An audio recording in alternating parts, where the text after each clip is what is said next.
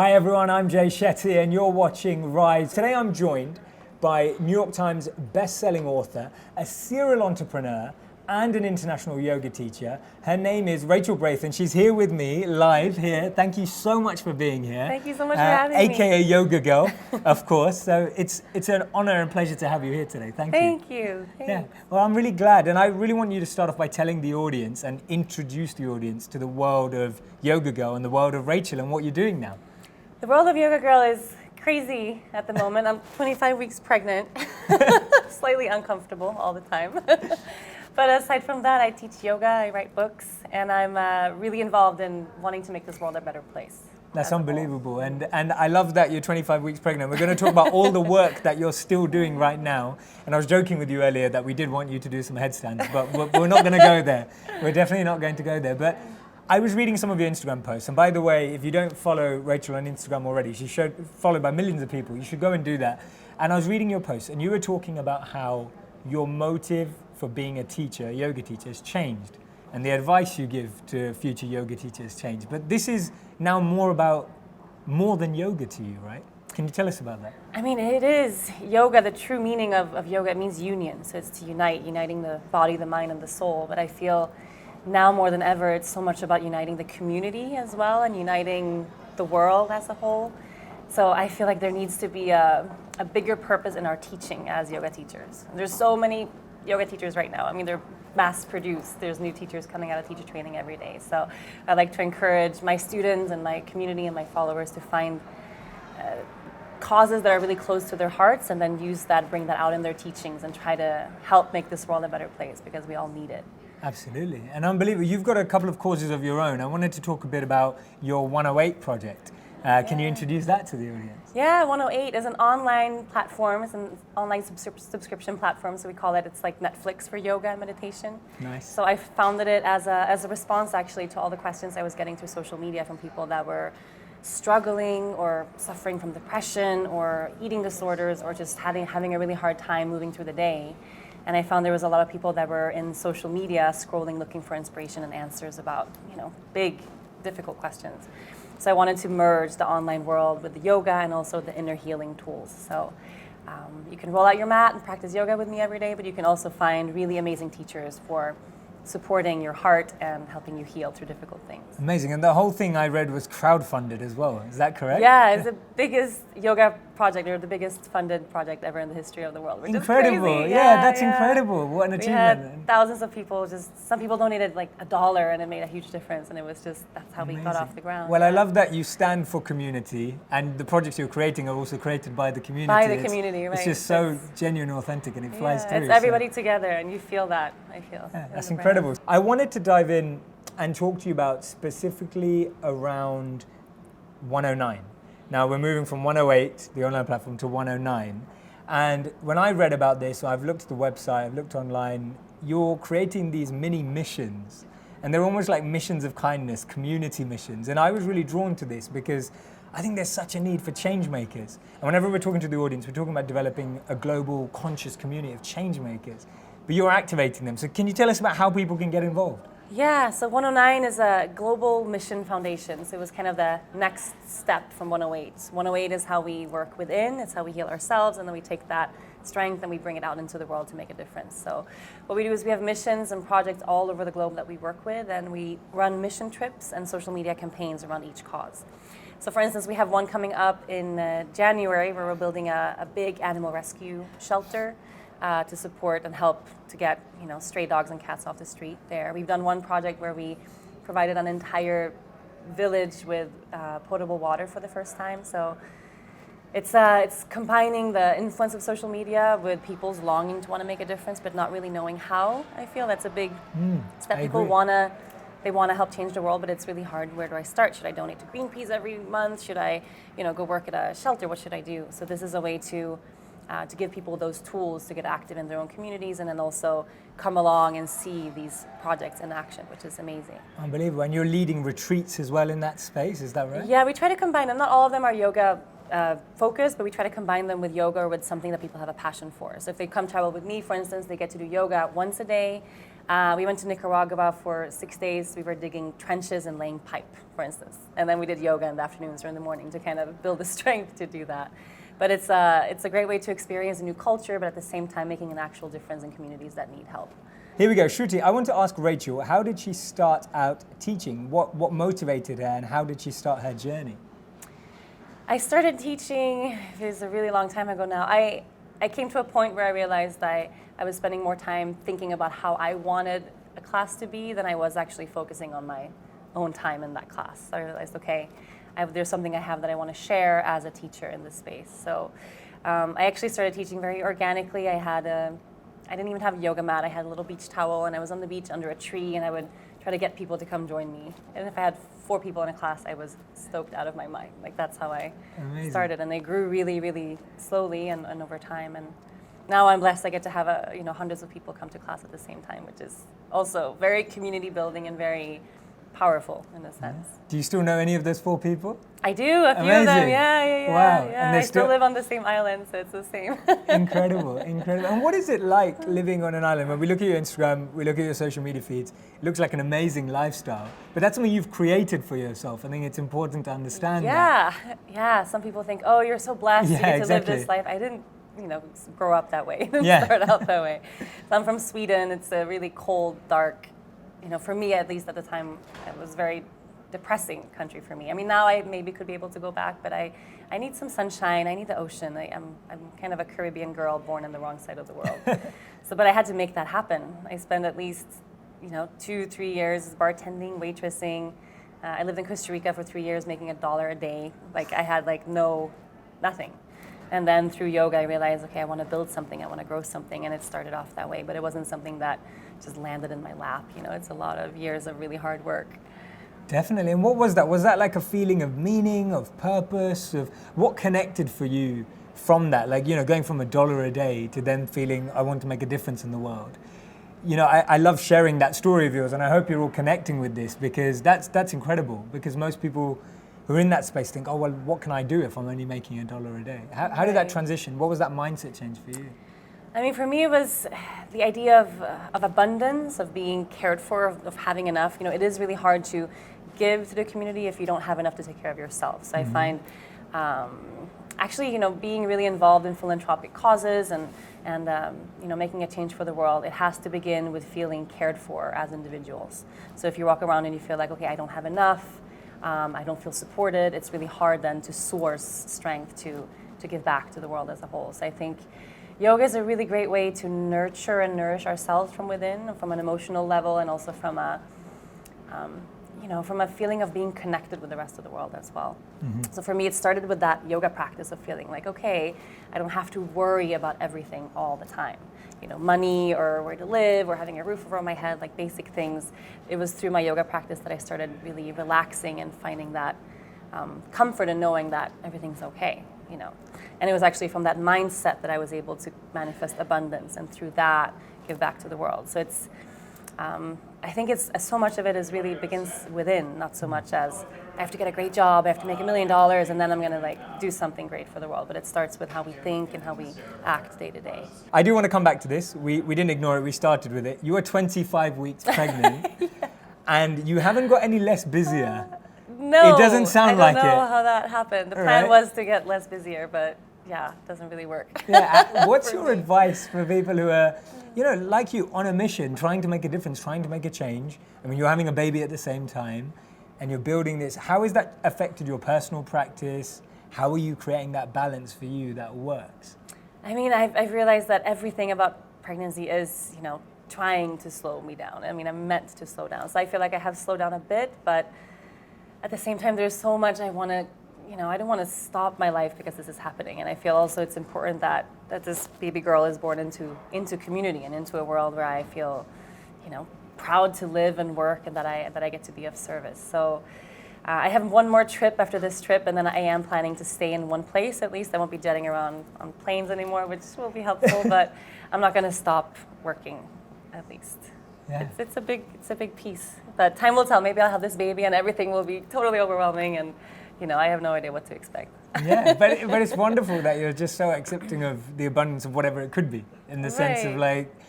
like, you know what you want to do, but you're okay with the fact that it may slow you down and it may change. But that's beautiful to be able to just, Yeah, and go with the flow of it, I think. If Yeah. I had a really rigid plan, it probably wouldn't happen that way anyway. yeah. And another thing that I really want the audience to know is you and your husband work together. Yeah, right? You're we both do, we entrepreneurs. do. You're in this together. So you're building more businesses together. You're building a baby together. How do you make it work? Because I'm sure anyone out there, if you do work with your partner, awesome. If you're making it work, if you're working with your partner and you're struggling, here's going to come some great tips.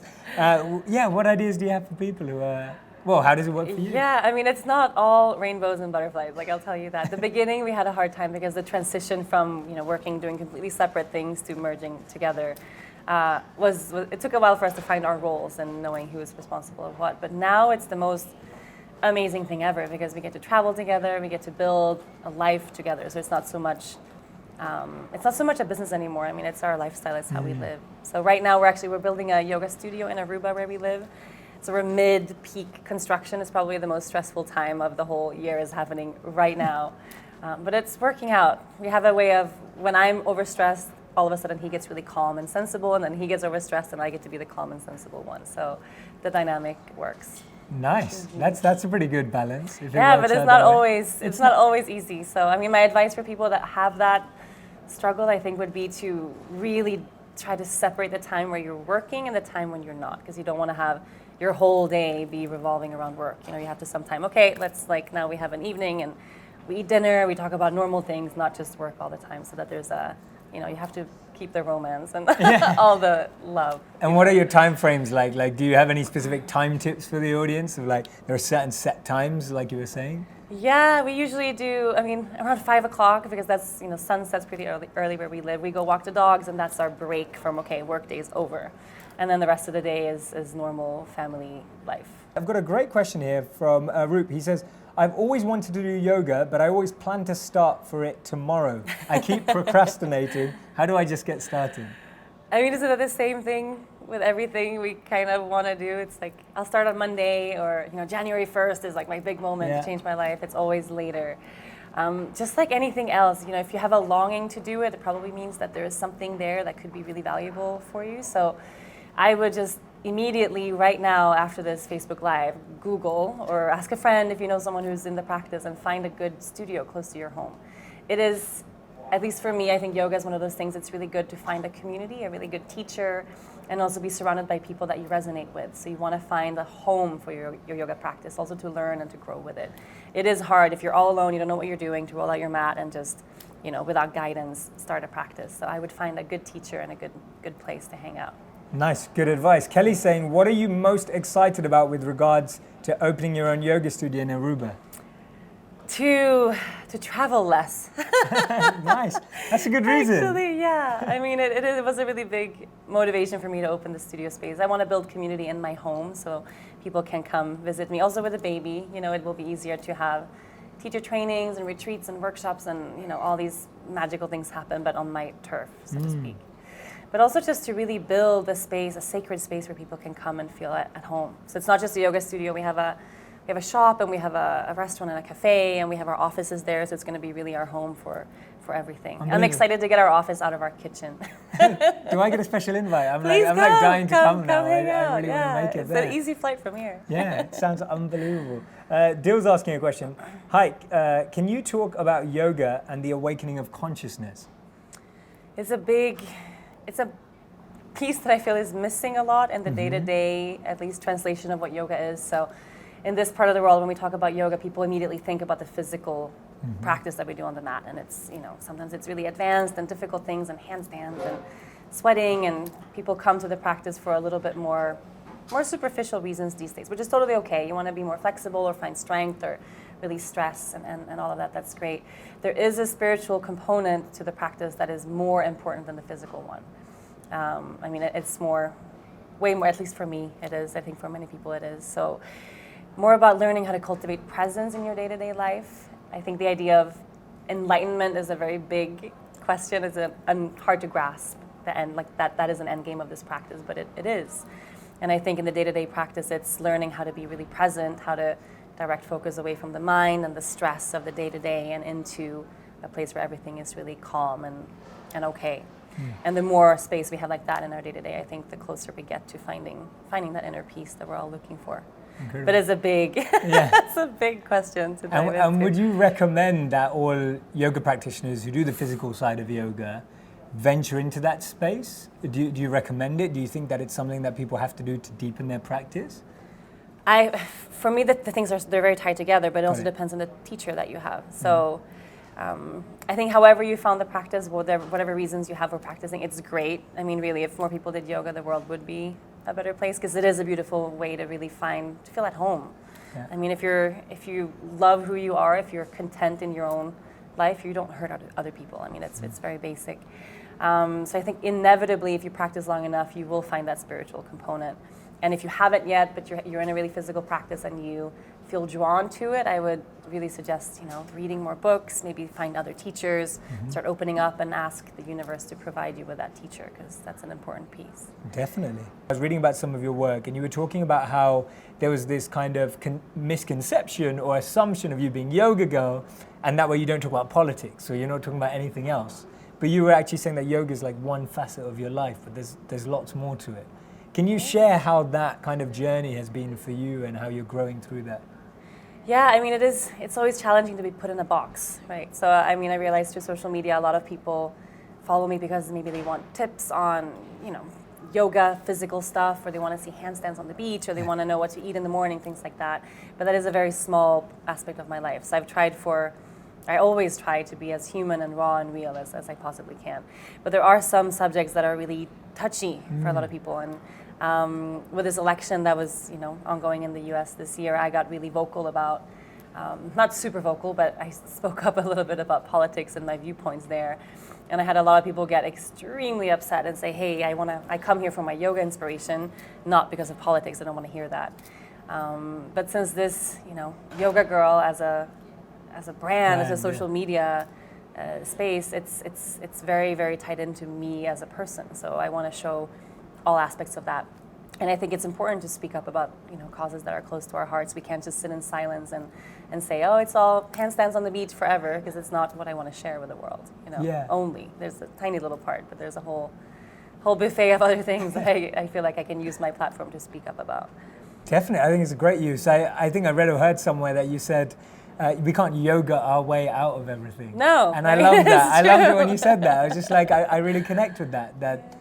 And tell us a bit more about how you manage that. You don't see them as mutually exclusive. You actually see them as integrated. Can you share? Yeah. I mean, it's a lifestyle. So I think coming back to the idea of yoga being union, and there's a big aspect of the non-physical yoga practice called seva, which is giving back to the community. So I think, if you're really into the practice of yoga, and also if you find a lot of inspiration from my platform, I think you should be open to being politically active, to giving back to the community, to wanting to use yoga as unity in a bigger spectrum than just you and your yoga mat. And at least that's something that's important for me. But that also means rubbing people the wrong way. Not everybody has the same viewpoints on everything. And, you throw Donald Trump into the mix, people get really vocal and upset about things. So it's a fine line to balance, but I do my best. Definitely, no, you definitely are. And what an incredible message of going beyond just unity of you and your yoga mat, but actually looking beyond ourselves. In a few moments, I haven't warned Rachel about this, but she will be doing our on-the-spot quick-fire question round. All right. So if you do want to see that, I want you to stick around. But before we get into that, I wanted to ask you a couple more questions around your pregnancy. So is this going to be something that you blog about and share on Instagram? And are you going to be sharing this journey of yoga, baby, motherhood? Or is this something that you actually, how are you feeling about it? I guess so. Yeah. Someone asked me the other day, are you going to show pictures of your baby's face on social media? And I realized I had not even thought of that. Yeah. So I'll just do whatever feels organic and genuine to the moment. But I have been sharing a lot so far. I mean, it hasn't been all super easy. Some days I feel totally, like I can't really tie my shoes anymore, and I'm only 6 months pregnant, so let's see what it feels like when I'm 9 months. What are your tips on letting people be more authentic and transparent online? So we have this conversation ongoing now where people feel, or there's questions about highlight reels, there's, Finsters and, all this kind of stuff. There's people posting pictures just to see what certain groups of people think, just to get opinions. What are your thoughts on letting people be more authentic on social media and feel more comfortable and just be themselves? I think it's not so much about, letting people do that, but it's more about actually claiming that space for yourself. So it really starts with each person as an individual. I always encourage people to speak up about things that aren't, rosy and perfect and great all the time. There's a sense of, at least for me, I can't stand social media accounts that are all about, look at my perfect life. And every day is another perfect day in my perfect, beautiful home and my perfect travels and my perfect body, my perfect everything. It's very tiring because it's not real. And even the people that have great lives have crappy days just like anybody else. And I find it inauthentic to not open up about that. And it also creates a really false viewpoint for young people, especially about what kind of person to be, who to look up to, what's important in life. I have a sister who actually legitimately told me a year ago, I hope she's changed her mind now, but I asked, what do you want to be when you grow up? And she said, Victoria's Secret model.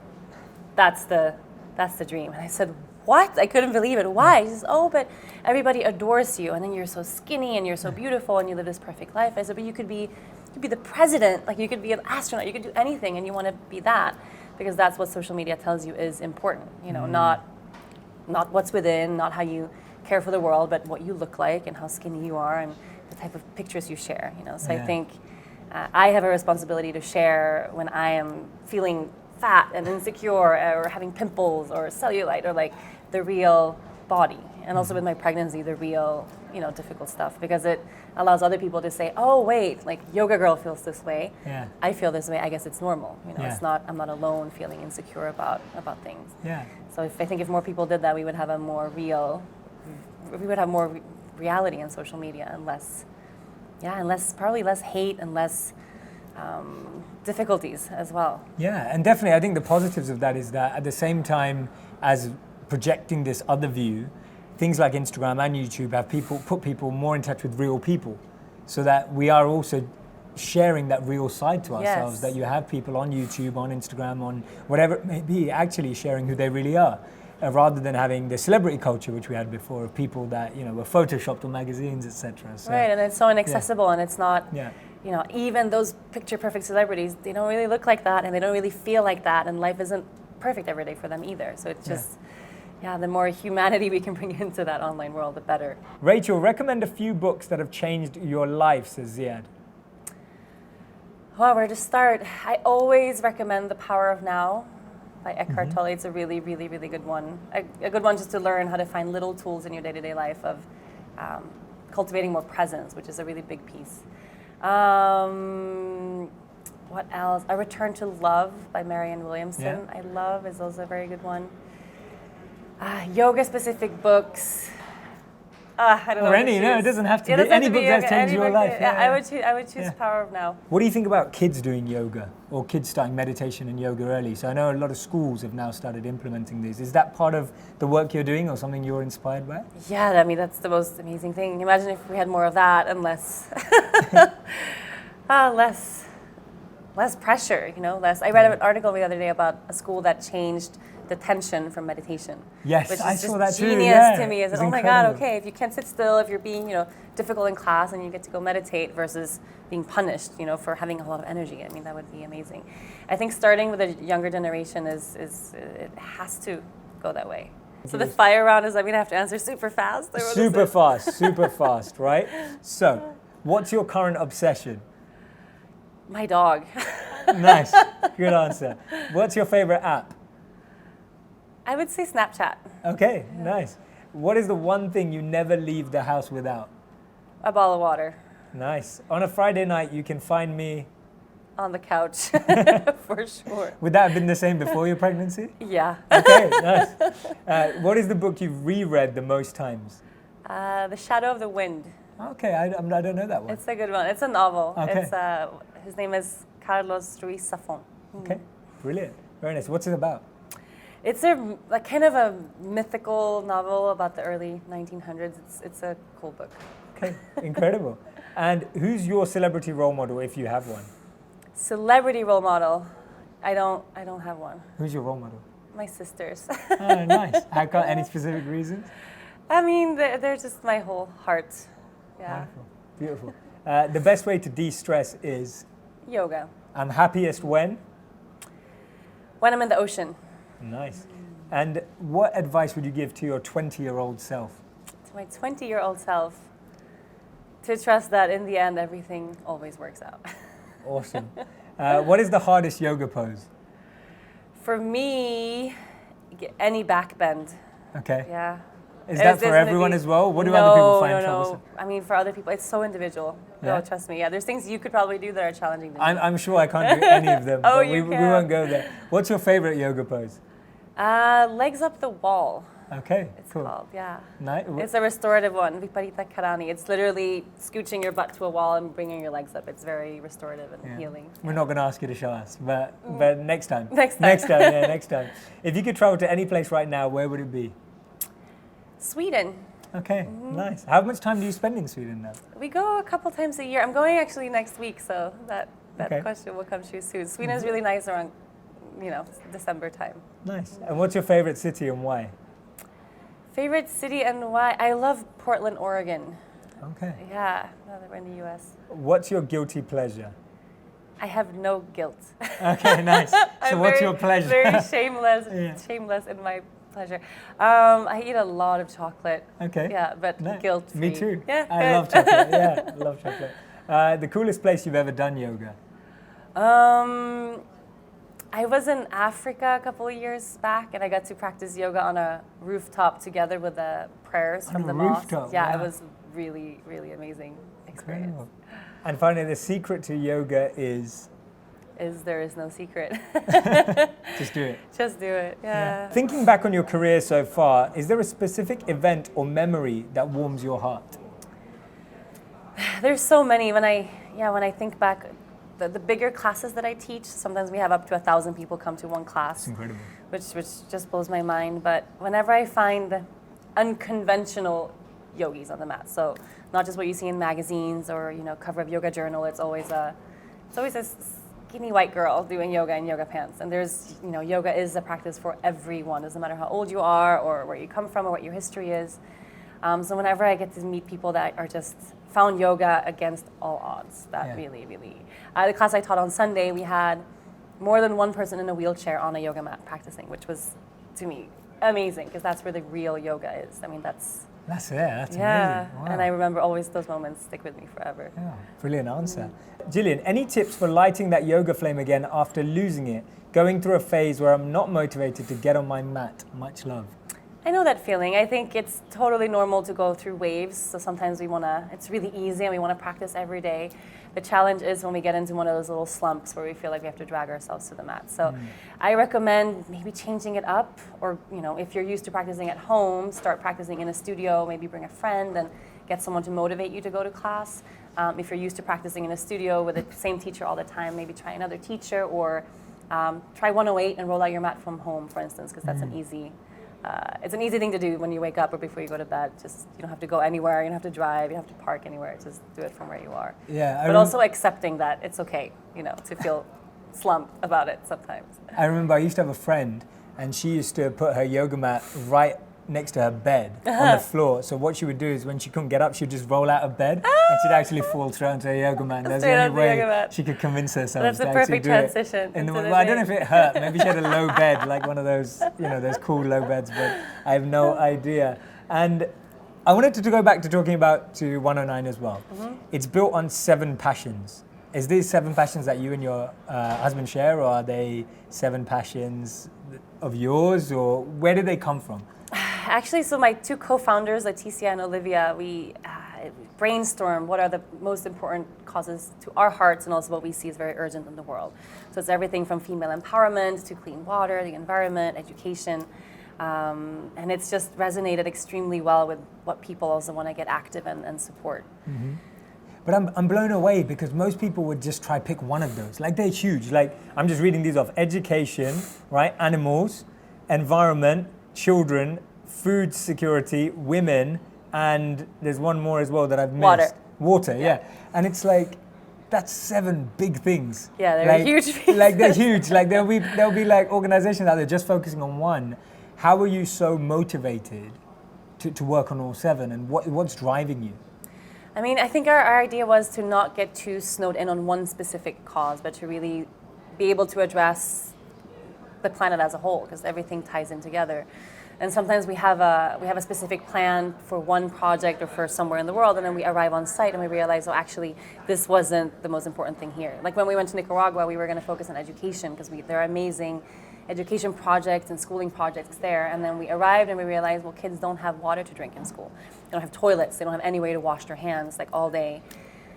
So clearly, we can't focus on education when there's no clean water to drink in these kids' homes. So we changed that, and everything really ties together. And the idea is that you can build on one and move on to the next one, so you can actually capture the community as a whole. And also, people have different passions. Like I'm really passionate about animals and children, for instance. Other people are super passionate about clean water, and we wanted to be able to, for every person at home, to find something that they really feel powerful about, and that they can get out there and make a change through 109. I love that.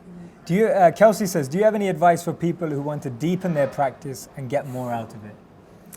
Yeah, for that, I would really recommend, doing a yoga retreat if you never have. So having an entire week or more practicing yoga twice a day, really immersing yourself in the practice is a huge way to learn more about yourself and about your body, and it's can be a really good kind of catapult into a deeper practice. And how do you manage to travel and stay balanced and still do your yoga? I mean, you may be waking up on mornings in a plane, or how are you managing to do all that? I mean, that's the challenge. That's definitely it's just a challenge. It's just a challenge. I always travel with a yoga mat. I have a really thin one that I can fold together that fits everywhere, but I try to ask for a hotel room where there's a little bit of space to roll out a mat, so you have to you do what you can. My practice isn't the same on the road. It's not 90 minutes of dynamic yoga. It might be 15 minutes of stretching the part of my body that is the tightest after the flight.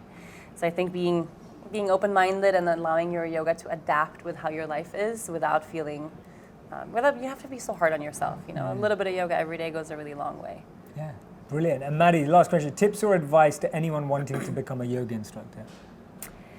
Tips or advice, I would say really sit with the question of why you want to become a yoga instructor. I mean, that's a really big piece. What is it that draws you, that motivates you? And then find a teacher that can help you bring that out. So if you're really in it for the physical stuff, then go that route. If you're in it for something else, find a teacher that can inspire you and help you cultivate that part of yourself. Unbelievable. That's an important part. And I love how that applies to everything as well. I mean, just it really does, yeah. Which is finding great good advice. teachers is a really good thing. Is there anything that you want to share that you think we've missed, that we didn't dive into, or anything on your mind that you just feel you want to share with the audience? No, I think we covered a lot. Yeah, I'd love to inspire everyone to bring out some extra gratitude this week and to feel hopefully really positive about the future of the world, especially right now. Thank you so much, guys. Thank you, Rachel. Thank you so much.